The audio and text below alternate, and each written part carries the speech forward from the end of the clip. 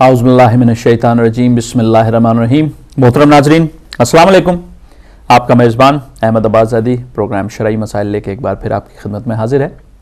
हमेशा की तरह हमारे साथ हमारे मेहमान मौलाना फ़िदा हुसैन बुखारी साहब तशरीफ़ फरमाएं। मैं इनको खुश आमदीद कहता हूँ। मोहतरम नाज़रीन, हमारी हमेशा कोशिश होती है कि कोई नया टॉपिक लेकर शरई मसाइल के हवाले से गुफ्तगू करें। आज का हमारा जो टॉपिक है वो नमाज के हवाले से, उसकी ताक़ीबात, आज़कार, तर्जुमे वग़ैरह के हवाले से इंशाअल्लाह गुफ्तगू होती रहेगी और आप भी शामिल हो सकते हैं प्रोग्राम में। तो मैं मुल्तमिस हूँ मौलाना फ़िदा हुसैन बुखारी साहब से कि प्रोग्राम की इफ्तिताह करें। जी बिस्मिल्लाह क़िबला। अल्लाहुम्मा सल्लि अला मुहम्मद व आलि मुहम्मद। औज़ु बिल्लाहि मिनश्शैतानिर्रजीम बिस्मिल्लाहिर्रहमानिर्रहीम। अल्हम्दुलिल्लाहि रब्बिल आलमीन बारिल खलाइक अजमईन वस्सलातु वस्सलामु अला अशरफिल अंबिया वल मुरसलीन सय्यदना व नबीना व मौलाना अबुल क़ासिम मुहम्मद वस्सलातु वस्सलामु अला अहलि बैतिहि अत्तय्यबीन अत्ताहिरीन अल-मासूमीन। अम्मा बाद, क़ाल रसूलुल्लाह सल्लल्लाहु अलैहि व आलिहि वसल्लम, अस्सलातु अमूदुद्दीन इन क़ुबिलत क़ुबिल मा सिवाहा व इन रुद्दत रुद्द मा सिवाहा। मोहतरम नाज़रीन, आपकी खिदमत में सलाम अर्ज़ करता हूँ। हदीस रसूल करीम सल्लल्लाहु अलैहि वसल्लम जिसमें आपने इरशाद फरमाया कि नमाज दीन का सुतून है, अगर ये कबूल हो गई तो बाकी आमाल भी कबूल हो जाएंगे, और अगर नमाज ही रद्द कर दी गई तो बाकी आमाल भी रद्द कर दिए जाएंगे। तो नमाज जो है वो दीन का सुतून है, और इसी मौजू को लेकर चंद हफ्तों से हम आगे बढ़ रहे हैं। आज हम चाहते हैं कि नमाज में जो दो सूरतें पढ़ी जाती हैं कम अज़ कम उनका तर्जुमा, और जो नमाज के अज़कार हैं उनका तर्जुमा पेश किया जाए।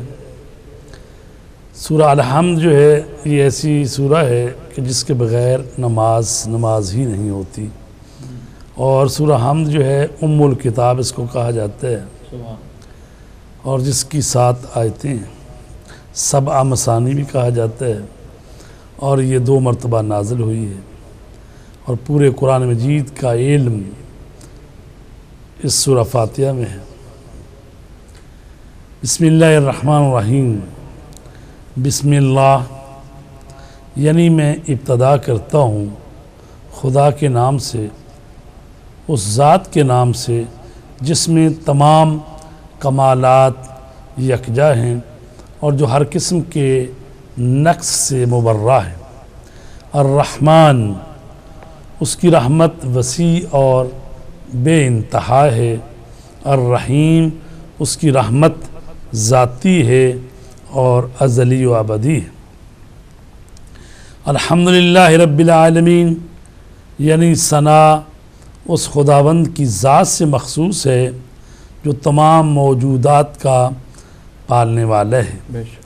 अल्लाह रब्बुल इज़्ज़त रब है, और रब के माने होता है पालने वाला। खालिक का मानी होता है खल्क़ करने वाला, और रब का मानी है पालने वाला। यानी अल्लाह तबारक ताला खालिक है तो वो तख्लीक करता है, और जब तख्लीक करके उस चीज़ को, उस मौजूद को बाकी रखता है, और बाकी रखने के लिए जिन जिन चीज़ों की ज़रूरत होती है, जो असबाब चाहिए, उन तमाम असबाब और ज़रूरतों को मुहैया करता है, पूरा करता है। उस चीज़ के वजूद में लाकर उसको इस आलम मादा में उसकी तरबियत करता है। जैसे आप देख लें कि जो बच्चा पैदा होता है, किसी ज़माने में नुतफ़ा है, फिर मुज़ग़ा है, फिर उल्का है, तो इसी तरह स्टेजेस हैं।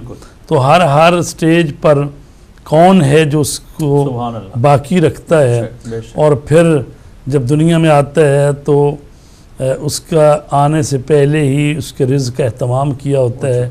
यानी जी, माँ के पेट में भी उसको ग़ज़ा मिल रही होती है, और जब दुनिया में आता है उसके आने से पहले ही उसकी माँ के पिस्तान में उसके लिए शीर और दूध का इंतज़ाम होता है। سبحان اللہ. تو وہ صرف ایک وجود کا ہی نہیں بلکہ کائنات میں جو بھی وجود ہے اور جس مراحل میں ان کو جس چیز کی ضرورت ہوتی ہے وہ عطا کرتا ہے، تو اس لیے وہ رب ہے. بے شک. تو رب ہے تو وہ عالمین کا رب ہے. اللہ اکبر. اللہ اکبر. تو عالمین جو ہے جمع کا صیغہ ہے، اور عالم جو ہوتا ہے سبحان اللہ. جیسے انسانوں کا عالم ہے، حیوانوں کا عالم ہے، پرندوں کا عالم ہے، اور زمینی مخلوق کا عالم ہے، آسمانی مخلوق کا عالم ہے، سمندری مخلوق کا عالم ہے، پھر فرشتوں کا عالم ہے، اور پہلے آسمان پتھروں کا. دوسرے، جی جناب. اور اسی سبحان طرح اللہ. جی، عرش سبحان معلیٰ، اور بے شک. یعنی ما سوائے اللہ جو کچھ ہے وہ ساری مخلوق ہے. بے شک. جب مخلوق ہے تو اس کو خلق کرنے والا. خلق کرنے والا بھی اللہ ہے، بے شک. اور ان کو جتنا عرصہ وہ چاہتا ہے وہ باقی بھی وہی رکھتا ہے. سبحان جب اللہ. باقی رکھتا ہے تو اس باقی رکھنے میں جس چیز کی اس کو ضرورت ہے اس کو مہیا بے کرتا ہے. شک. سبحان اللہ. تو کہا گیا ہے کہ حمد و ثنا اس پروردگار کے لیے بے شک. جو عالمین کا رب ہے. سبحان اللہ.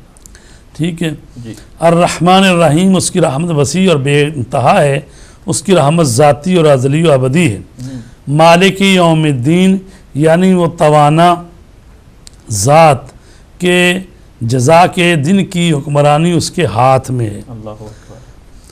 ابھی بھی ہر چیز کی حکمرانی ملکوت و کل شے اللہ تبارک تعالیٰ کے ہاتھ میں ہی ہے، جی.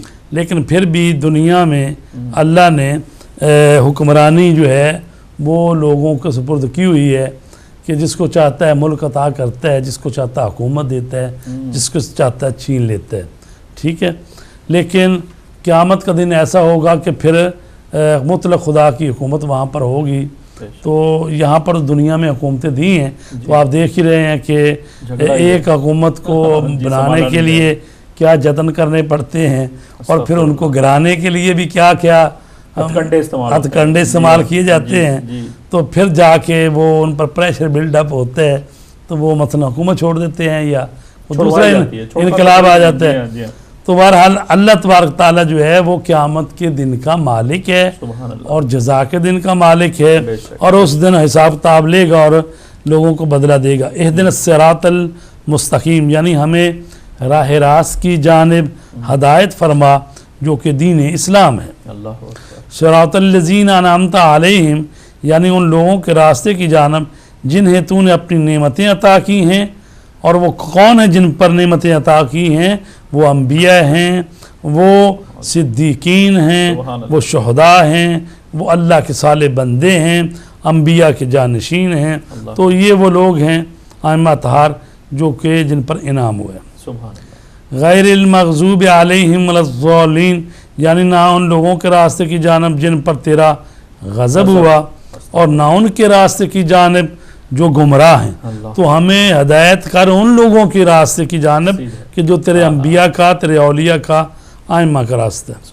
تو یہ تو ہے سورہ فاتحہ، اور اس کو پڑھنا جو ہے اسی سے ہی نماز ہوتی ہے، اگر بغیر فاتحہ کے نماز نہیں ہوتی. ٹھیک ہے جی. اچھا، دوسری سورہ کوئی بھی آپ پڑھ سکتے ہیں. سورہ اخلاص پڑھیں، سورہ قدر پڑھیں، کوئی بھی قرآن کا دوسرا سورہ. البتہ وہ سورہ جن میں سجدہ آتا ہے وہ نہ پڑھے جائیں. ٹھیک ہے، کیونکہ جب سجدہ کی آیت آئے گی تو سجدہ کرنے پڑے گا، تو پھر نماز میں وہ سجدہ اضافی ہو جائے گا، تو اس سے منع کیا گیا. کسی قبلہ معذرت کے ساتھ کسی نماز میں یہ بھی ہے کہ یعنی تاکید زیادہ کی گئی ہو کہ سورہ انا انزلنا پڑھی جائے یا سورہ کوثر پڑھی جائے، ایسی بھی نمازیں ہیں؟ جی، ایسا ہے کہ خود جو روز کی نمازیں یومیہ نمازیں اس میں جو مستحب ہے وہ کہا گیا ہے کہ جو سورہ الحمد ہے پہلی رکعت میں، اس کے بعد سورہ انا انزلنا پڑھا جائے. جی سبحان اللہ. اور دوسری جو رکعت ہے اس میں الحمد کے بعد سورہ قل هو اللہ احد پڑھیں. یہ مستحب ہے. جی البتہ کوئی بھی آپ پڑھ سکتے ہیں. ٹھیک. یہاں سے مجھے بات یاد آئی ہے بسم اللہ کہ جو ہے نا ایسا نہیں ہونا چاہیے کہ پورا دن گزر جائے 5 نمازیں پڑھی جائیں اور کسی میں بھی سورہ قل هو اللہ احد نہ پڑھے. ایسا نہیں ہونا چاہیے. قل هو اللہ احد تو دن کی نمازوں میں ایک دفعہ تو پڑھنی چاہیے. ضروری. اور مولا کائنات علیہ السلام جو ہیں ان کو بھیجا رسول پاک نے، جو جنگ ذات السلاسل تھی، اور اس جنگ کا بھی ملتا ہے ذکر کہ بھی کئی اور افراد کو بھی بھیجا لیکن وہ واپس آ جاتے رہے. تو پھر حضرت علی علیہ السلام کو بھیجا تو آپ نے جس کو کہتے ہیں کمانڈو ایکشن کیا ہے اس میں، جی کامیابی حاصل ماشاءاللہ تو اس میں کامیابی حاصل کی، جی تو مال و غنیمت کے ساتھ واپس آئے اور بہت سے اسیر. تو اس میں جب رسول پاک کو وہ سورہ آئی والعادیات ضبحًا فالموریات قدحًا، سبحان اللہ. تو جب ان گھوڑوں، ان مجاہدوں کے گھوڑوں کی قسم جو کہ سر پر دوڑتے ہیں، جی اور جب وہ دوڑتے ہیں تو ان کے ٹاپوں سے دھول چنگاریاں اٹھتی ہیں، جی اور پھر وہ دشمن کے اس میں گھس جاتے ہیں، اور پھر جب لڑائی ہوتی ہے تو پھر گرد و غبار اٹھتا ہے. جی تو یہ سورہ والعادیات ہے قرآن میں. سبحان اللہ. تو یہ حضرت علی علیہ السلام اور ان مجاہدوں کی شان میں آئی ہے جنہوں نے ان کے ساتھ لڑتے رہے سبحان اللہ. دشمن کے خلاف. جی تو رسول پاک ان کے استقبال کے لیے آئے تھے حضرت علی علیہ السلام اور ان کے باقی ساتھ. جب رسول کریم صلی اللہ علیہ وآلہ وسلم کو دیکھا حضرت علی نے تو گھوڑے سے اترے اور اترنے لگے. جی جلدی سے آگے بڑھے تاکہ رسول پاک کی دستبوسی کی جائے. جی تو آپ نے فرمایا علی آپ سوار ہی رہیں. آج جی تو آج خدا اور اس کا رسول چاہتا ہے تم اسی طرح سے مدینے میں آؤ. تو وہ جو جنگ ہے اس میں حضرت علی علیہ السلام کے جو ساتھی تھے ان کے ساتھ رسول پاک نے پوچھا ان سے کہ علی کو کیسے پایا، تو کوئی تکلیف پرابلم تو نہیں ہوئی کوئی مسئلہ؟ جی تو انہوں نے کہا جی بالکل صحیح، انہوں نے کمان کی سب، لیکن ایک بات پر ہم حیران تھے جی کہ وہ جب بھی نماز پڑھتے ہیں تو سورہ قل واللہ احد پڑھتے ہیں. جی تو آپ نے فرمایا کہ علی کو اس سورہ سے عشق ہے. اللہ اکبر. اللہ کی کیونکہ اس میں اللہ کی وحدانیت ہے، تو کہا علی کو اس سورہ سے عشق ہے. تو لہٰذا ہمارے ہاں اس لیے ائمہ طہار نے اور سنت قرار دیا ہے کہ بھئی مستحب ہے کہ سورہ قل واللہ احد کو ضرور پڑھنا ہے. تو اس ظاہر نتیجہ کیا ہے کہ یعنی اس کی وحدانیت کی گواہی دیتے رہو، ٹھیک ہے، اس پر عمل کرو. تو سورہ اخلاص کا ترجمہ ہم بیان کرتے ہیں. بسم اللہ. تو بسم اللہ الرحمن الرحیم. تو بسم اللہ تو اسی طرح جیسے ہم نے پہلے بیان کیا ہے، یعنی میں ابتدا کرتا ہوں خدا کے نام سے، اس ذات کے نام سے جس میں تمام کمالات یکجا ہیں اور جو ہر قسم کے نقص سے مبرہ ہے. الرحمن اس کی رحمت وسیع اور بے انتہا ہے. الرحیم اس کی رحمت ذاتی اور ازلی اور ابدی ہے. بے شک بے شک. اچھا یہ جو باقی جو کی جاتے ہیں یہ سمجھانے کے لیے ہوتے ہیں. ویسے الرحیم جب کہتے ہیں یعنی بہت زیادہ رحم کرنے والا. تو یہ جو باقی چیزیں ذاتی اور ازلی یہ سمجھائی جاتی ہے کہ اگر کوئی اور کوئی کسی پر رحم کرے گا تو وہ بھی اللہ ہی کی رحمت کے سائے میں، یا اللہ نے ہی اس کے دل میں ڈالا کہ فلاں کے ساتھ نرمی سے پیش آ جاؤ رحم کرو. یعنی وہ جس کے پاس جو کچھ ہے وہ اللہ کی طرف سے عطا کردہ ہے، اللہ کا ذاتی ہے، اس کو کسی سے لینا نہیں ہے بلکہ ہر چیز اللہ سے ہی ملتی ہے، اس لیے کہا جاتا ہے ذاتی ہے ازلی. قل هو اللہ احد. جی یعنی اے محمد صلی اللہ علیہ وسلم آپ کہہ دیں کہ خدا یکتا ہے. جی خدا ایک. جی اللہ الصمد یعنی وہ خدا جو تمام موجودات سے بے نیاز ہے. اللہ اکبر. یعنی اللہ کو کسی کی احتیاج نہیں ہے. ساری کائنات کو اسی کی احتیاج ہے لیکن اس کو کسی کی احتیاج نہیں ہے. اور یہ عقلی مسئلہ ہے کہ اگر اللہ کو کسی کی احتیاج ہو جائے تو اس کا مطلب ہے اللہ کے پاس کوئی اپنے پاس قدرت نہیں ہے، طاقت نہیں ہے، کسی چیز کی کمی ہے تو وہ کسی اور کی طرف ہاتھ بڑھائے کہ بھئی مجھ سے صحیح کام ہو نہیں رہا، ٹھیک ہے تو آپ میرے ساتھ مل جائیں. ٹھیک ہے جیسے سیاسی پارٹیاں کرتی ہیں بھی تنہا تو نہیں کچھ کر سکتی تو مل جاتی ہیں نا، قومی اتحاد بن جاتا ہے، پارٹیاں مل جاتی ہیں کہ مل کے اپنی سٹرینتھ جمع کرو اور اس کے خلاف ایکشن لو. لیکن اللہ تبارک تعالیٰ جو ہے وہ ساری قوتوں کا وہی ذات منبع ہے. لا حول ولا قوت الا باللہ العلی العظیم. ہر قوت اور ہر طاقت اسی سے تو ملتی ہے. یعنی ہر نبی کو، ہر ولی کو، ہر امام کو جو بھی کچھ ملتا ہے طاقت اسی سے تو ملتی ہے. تو لہذا اسی کی دی ہوئی طاقت سے وہ کسی کی مدد کر سکتے ہیں، کسی کو اللہ کا دیا ہوئی رزق آگے دے سکتے ہیں. وَإِلَّا اللہ تبارک تعالیٰ وہ کسی کے احتیاج نہیں رکھتا. جی سبحان. تو اللہ وسیلہ بناتا ہے لیکن کسی کو جی وسیلہ بناتا ہے لیکن اللہ جی اللہ تبارک تعالیٰ نے چونکہ نظام بنایا ہے، مسبب الاسباب اسی کی ذات ہے، یہ نظام اسی کا سبب اور اسباب کی بات ہے. تو اس کے بغیر یعنی اگر فصل کو اس نے اگانا ہے تو اس نے روشنی کے انتظام کے لیے سورج کو جی، پیدا کر دیا ہے جی، پانی اور ہے، بارش کے لیے بادل آئیں گے، بارش سے وہی کہ نظام اپنی جگہ علیحدہ ہے، زمین میں اپنی جگہ پہ صلاحیت رکھی تو وہ جی نکال لیں آپ. جی اچھا، ہمارے ساتھ ایک کالر ہے، کالر کے بعد جی.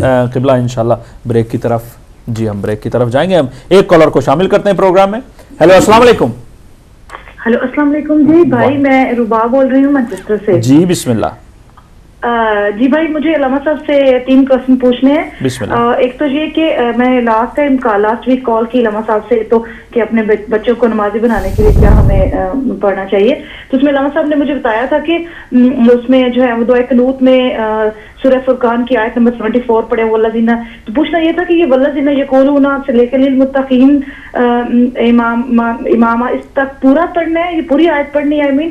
اور دوسری جی جی پوری پڑھیں جی پوری آیت اور پڑھیں. دعائے قنوت میں دوسری پڑھنے کے بعد جو ہم اپنی دعا پڑھتے ہیں اللہ اغفر لنا ورحمنا، پھر اس کے ساتھ ہی پڑھنی، اینڈ پہ پڑھنی، شروع میں پڑھنی ہے یہ دعا جو ہے. ایسا ہے کہ جی بتاتے ہیں. اور تیسرا سوال کیا ہے میری بہن؟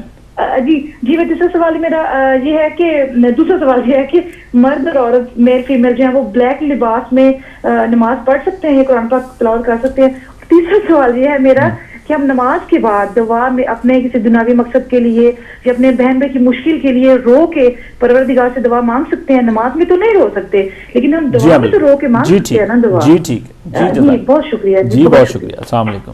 جی قبلہ یہ ہم جواب دیتے ہیں انشاءاللہ بریک کی طرف. جی وہ پہلی بات ہوگی کہ وہ پوری دعا جو سورہ فرقان کی آیت ہے اس کو پورا پڑھ سکتے ہیں. سبحان اللہ. دوسری بات یہ کہ دعائے قنوت جو ہے اس میں یعنی جتنی مرضی دعائیں پڑھیں اور جتنی لمبی دعا پڑھ لیں. جی بالکل ٹھیک ہے. جی بالکل. تو لہٰذا وہ بھی پڑھ لیں ربنا آتنا فی الدنیا حسنۃ یا مولا کے ظہور کی پڑھیں جو پڑھنی ہے. جی بسم اللہ پڑھیں. جی بسم اللہ. دوسرا سوال یہ ہے وہ کہہ رہے ہیں کہ مرد اور عورت جب نماز پڑھیں یا قرآن پاک پڑھیں تو کالے کپڑے میں ہر وقت جو لباس ہے نا سیاہ رنگ کا لباس پہننا، سیاہ رنگ کا لباس جو ہے نا وہ غم کی علامت ہے جی اور یا سوگ کی علامت ہے. جی تو ان کو ایام غم میں پہننا چاہیے. اور اس کے آگے پیچھے جو ہے وہ مستحب نہیں ہے، مکروہ ہے، کراہت رکھتا ہے. یعنی جب کالا لباس پہن کے نماز پڑھیں گے تو آپ کا ثواب کم ہو جاتا ہے. اسی لیے خواتین ہوں یا مرد ہوں، مردوں کے لیے تو کہا گیا ہے کہ سفید لباس پہننا مستحب ہے کیونکہ رسول پاک سفید لباس پہنتے تھے، ائمہ طہار سفید لباس پہنتے تھے.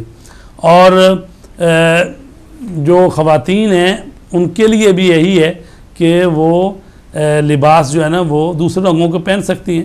لیکن جو سیاہ لباس ہے نماز تو اس میں پڑھی جاتی ہے، حرام تو نہیں ہے، صرف یہ ثواب کم ہو جاتا ہے. اور کیا اگلا جی تیسری چیز؟ جی وہ یہی تھا کہ دعائیں جو ہیں وہ جتنی زیادہ سے زیادہ پڑھ سکیں. جی محترم ناظرین ہمارا پروگرام جاری و ساری ہے. ہم ایک چھوٹے سے بریک کی طرف جا رہے ہیں. بریک کے بعد آپ کی خدمت میں پھر حاضر ہوتے ہیں. اللہ نگہبان. السلام علیکم.